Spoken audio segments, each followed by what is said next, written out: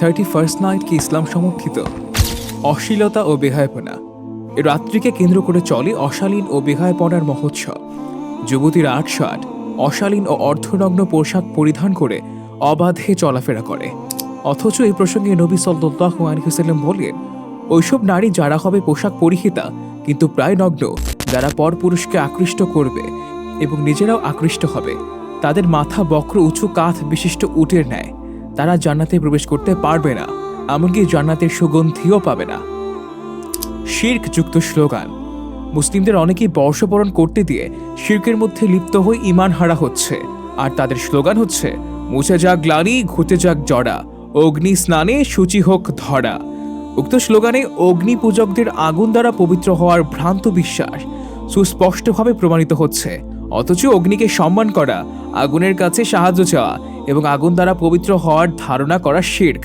আর আল্লাহ তাআলা বলেন, নিশ্চয়ই আল্লাহ তাআলা তার সাথে শিরককারীকে ক্ষমা করবেন না। বিজাতীয় সাদৃশ্য।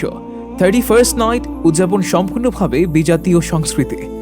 এই রাত্রিতে বলে ও মেসেজের মাধ্যমে অভিবাদন জানানো, আতশবাজি, পটকাবাজি, fashion show, fire play, tattoo বা উল্কি, অঙ্কন, ডিজে পার্টি, কনসার্ট, নেশা সেবন সহ বিজাতীয় সংস্কৃতির সাথে সাদৃশ্য রাখে। ইসলাম এটি কঠোরভাবে নিষেধ করেছে। রাসূল সাল্লাল্লাহু আলাইহি ওয়াসাল্লাম বলেছেন, যে ব্যক্তি কোনো সম্প্রদায়ের সাদৃশ্য অবলম্বন করল সে তাদেরই অন্তর্ভুক্ত। যুব সমাজকে ধ্বংস ও নারীদের সম্ভ্রম নষ্ট করার নীল নকশা। যুব সমাজকে ধ্বংস ও নারীদের সম্ভ্রম নষ্ট করার জন্যই 31st নাইট বাংলাদেশে আমদানি করা হয়েছে। 2000 সালের 31শে ডিসেম্বর রাত 12:25 গুলশানে 31st নাইট উদযাপনকারী এক তরুণীকে কিছু মাতাল যুবক শ্লীলতাহানি করে ও তার শরীরের বেশিরভাগ কাপড় ছিঁড়ে ফেলে। আর 2001 সালের শাওন আখতার বাঁধনের ক্ষতবিক্ষত দেহ কেনা দেখেছে, আরও কত বাঁধন। এ থেকে স্পষ্ট বোঝা যায় 31st নাইট একটি যৌন উৎসব, যা তাদের জন্য অসম্মানজনক। অথচ আল্লাহ তাআলা বলেন, আর তোমরা জেনার নিকটবর্তী হইও না। মহান আল্লাহ যাবতীয় অশ্লীল অন্যায় কাজ হারাম করেছেন। গান বাজনা। 31st নাইটকে কেন্দ্র করে আয়োজিত বিভিন্ন কনসার্টে নারী পুরুষের একসঙ্গে গান বাজনা, নগ্ন নৃত্য যেন আবশ্যকীয় বিষয় হয়ে দাঁড়িয়েছে। অথচ ইহা আল্লাহ তাআলা ও রাসূল সাল্লাল্লাহু আলাইহি ওয়াসাল্লাম সম্পূর্ণ হারাম ও অবৈধ বলে ঘোষণা করেছে। আতশবাজি ও পটকাবাজি। এ রাতে আনন্দ উল্লাস উপভোগ করার জন্য মধ্যরাত থেকে শুরু হয় আতশবাজি ও পটকাবাজি, যা জনমনে ব্যাপক আতঙ্ক ও ভীতি সৃষ্টি করে এবং জনসাধারণের জন্য কষ্টদায়ক হয়।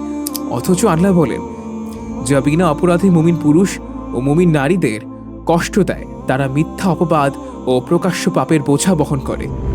অর্থ অপচয়। এ রাতকে কেন্দ্র করে অনেক অর্থ অন ইসলামিক ও হারাম কাজে ব্যয় করা হয়, যে অপচয় অপব্যয়ের শামিল। আর ইসলাম অপব্যয়কারীকে শয়তানের ভাই হিসাবে আখ্যায়িত করেছে। যুবক যুবতীর অবাধ মেলামেশা।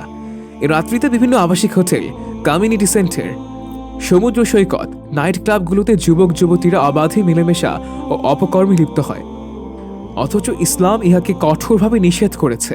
রাসূল সাল্লাল্লাহু আলাইহি ওয়াসাল্লাম বলেছেন, অবশ্যই কোনো পুরুষ কোনো নারীর সাথে নির্জনে একত্রিত হলে তাদের তৃতীয় জন হয় শয়তান।